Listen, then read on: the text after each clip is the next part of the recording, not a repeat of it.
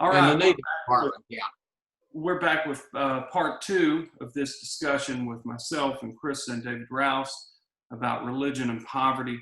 And as we lost David earlier, he was just introducing us to some work by Shauna Scott.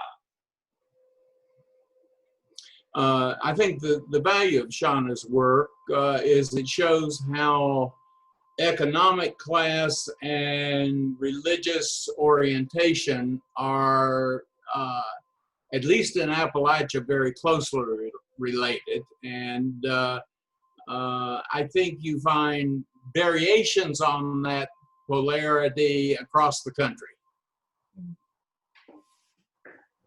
I would say you're right. You know, I think of ethnic groups. It seems like when you get into ethnic communities, the poorer they are, the more religious they tend to be. And I think that's probably, well, I think it's probably true of all people now that I say it. Yeah, I think religion is a tricky thing, as is poverty, but religion in particular, can be so hard to talk about and address because people have such a powerful personal relationship often with their sense of faith and their religious practices and affiliation. And so talking about it in a broader cultural perspective, at that level, it can even be challenging. I find it's challenging in class sometimes with students because, it's really hard not to personalize those criticisms, or at least the critique of religion as an institution, which impacts all of our lives, whether we practice a faith or not. Yeah, and I've always been a little concerned about that for a similar reason and a little different reason at the same time. I've always been very skeptical of people who become incredibly defensive over religion, because it seems to me if you have true religious faith, all these ideas that don't exactly mesh with what you believe will not intimidate you. That those ideas are just ideas, and if you have true religious faith, God created all this, so why should I feel self-conscious or threatened by anything? And I've had students, I'm sure David's had students who say that they felt as if their religion was threatened in a class. And I've always wanted to say, that doesn't say very much for your religious conviction if me talking about the historical Jesus threatens the basis of your entire religious belief system. Mm-hmm. David, have you had similar experiences? Enough that one course that I have chosen not to teach is philosophy of religion. I did teach religion in Appalachia, but there I could be purely descriptive. And that helped avoid the controversy. Mm-hmm. Yeah, I find it interesting that in an era of, a modern era of progressive ideas, that when it comes to talking about religion, we as a society and culture seem to be becoming more and more regressive, in our ability to confront and discuss, and even if it comes to it, debate ideas about religion and experiences of religion. It's something that I think feeds the political divisiveness that we're seeing within our culture today. And I do think it's concerning. Well, I see the same thing. One of the things that I have been a little disturbed by is the past 10, 12 years on the religious side of the issue, people have become very comfortable with identifying their persecution as basically people disagreeing with them. And it's almost gotten to the point with a lot of people that they believe that you have to agree with everything they say or you are absolutely against them. And that just seems to be so anti-intelligent to me. But, you know, I guess you've got to simplify it if you have to simplify it. I would just hate to think that God created me and my brain and he doesn't want me to actually use any of it because I'm too scary when I use it. I think a lot of people kind of feel that way. Mm. Well, and I think it comes back around too to what David was saying earlier with class, the class structure, especially in the US, but in other nations as well. And like the relationships between social class and religion. You know, religion has been used to create this idea of the other, you know, and sustain what being different means. And not just sustain it or define it, but then place a value upon it that gets tied to our sense of morality and goodness or badness, or right or wrong, or good and evil. And so, you know, it's a powerful force when it gets used in that way. What you're touching upon, I think, Christa, is the religiosity that has been part and parcel of populism, both in the United States and in Europe. But we're particularly aware of it in the United States. Brian and I remember with great fondness a historian now deceased, Stanley Willis, who in his lectures talked about the underbelly of populism. And he had in mind how the Southern Methodists, in their departure from the larger Brotherhood of Methodists, exemplified racism, a strong sexism, that, well, again, interesting work.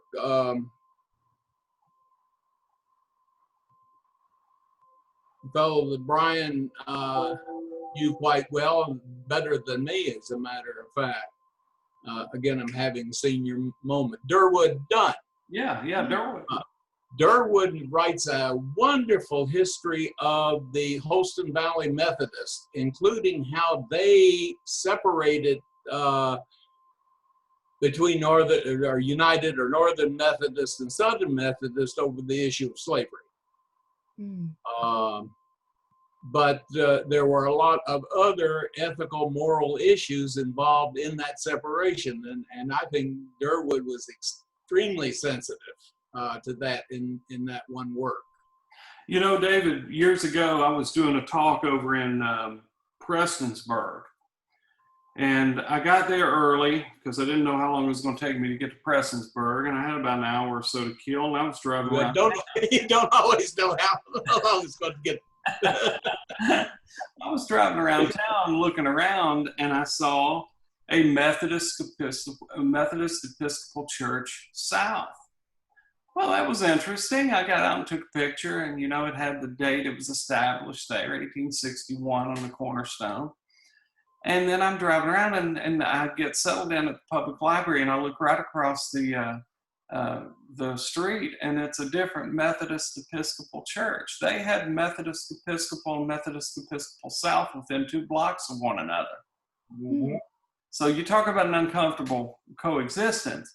And I always take a look at that Methodist Episcopal South movement after the Civil War. And I tend to believe what you have within that church, and one day somebody will write a good book on this, is you have a very difficult, a very uneasy relationship, even within that church, that has basically been marked as a failure by, you know, the results of the Civil War. And by 1890 or 1900, when you have the populist movement, the Methodist Episcopal South has somewhere to go. Finally. Yes.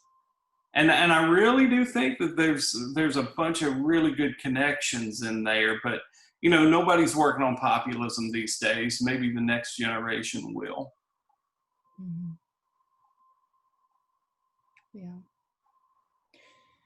I think that's interesting. You were talking earlier, Brian, about the many denominations that we see in the South in particular and in this area of rural Appalachia. And so it's interesting how denominations form, sometimes just around, um, fractured opinions Yeah. about a subtle interpretation of something from scripture, or it could just be, broken relationships within the church community.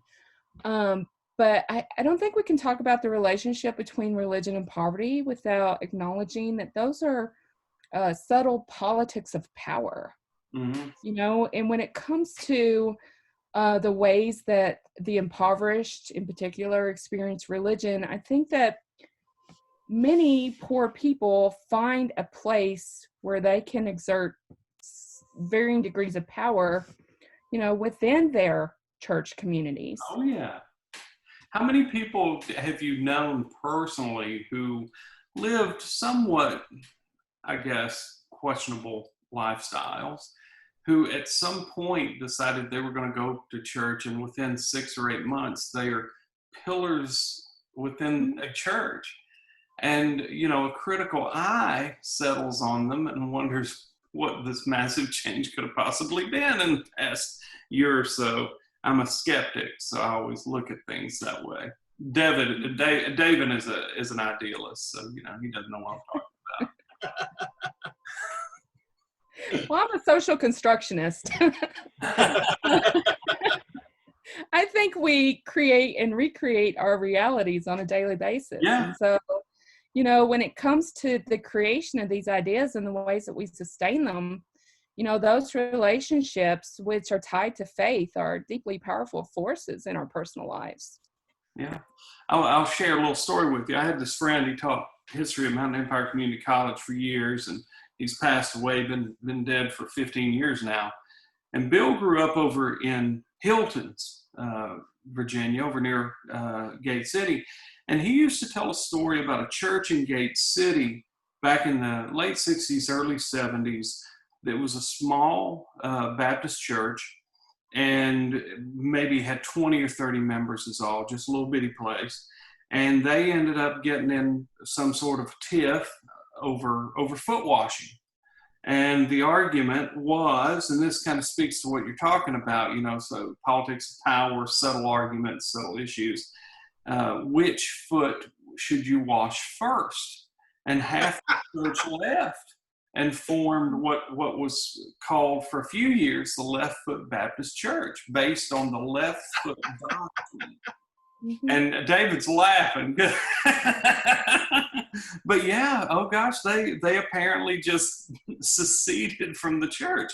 Now, it's hard for me to believe that they really got that mad over the left or right foot question. They were mad over some different question at some point, some ancient insult or aggrievement, I suppose. The Assembly of God congregation right there in Wise, where you make that sharp turn on your way to the college, came close to splitting over the question of whether you could raise only one hand or both hands in praise of the Lord. Mhm. Only the most important arguments. That's right. But it's true though. When you're in it, we can sit here and we can, kind of joke around and kind of roll our eyes. But when you're in the midst of it, it's an incredibly important argument that's being made there. Mhm. Yeah, with deeply personal levels of meaning. Yeah. I mean, my Yeah. dad was a two-hander, or my dad was a one-hander, Mm-hmm. Well, an important part is the question is what does it take to maintain that tradition that your dad was in? Yeah. Yeah. Family. And there's a lot of scholarship coming out right now on the relationship between populism and fascism. Mm. Oh. And of course, Mussolini's, one of his major works, he begins with the fascist conception of the state as a religious conception. And we're finally beginning to talk about how the support for Trump is fascist. Trump himself is erratic. It's hard to pin any ideological label on him because he changes moment to moment. But certainly his support there's a core support for him that is consistent. And it sees him as a tool of God. Yeah. And, you know, that reminds me of how much work has been done on the Catholic Church regarding Mussolini and Hitler. You know, the Catholic Church and various other religions thrived under Mussolini and Hitler. And we often forget that. We look at Mussolini and Hitler as bad guys, and we assume that there was no real religious connection there. But there was pretty strong religious connection there. Well, you have to move into Central Europe and look at the Orthodox Church in that same regard. Well, and there are deep ties too to early eugenics movements and fascism and populism as well. And so, you know, I think all of these movements, it's similar to what we're seeing in the Trump era. I'd like to think of it as a pathway to power for people who have existed in powerlessness for much of their lives. Or people who imagine themselves to have existed in powerlessness. In reality, a lot of them have actually enjoyed, you know, these are some of these folks are the same folks who, you know, helped Ronald Reagan win all but about 13 electoral votes. But now they look back at the last 30 years in a very different way than the rest of us see it. I mean, it's almost like two different worlds out there. Yeah, it's interesting how these deeply held ideals shape the ways that we value or devalue people today.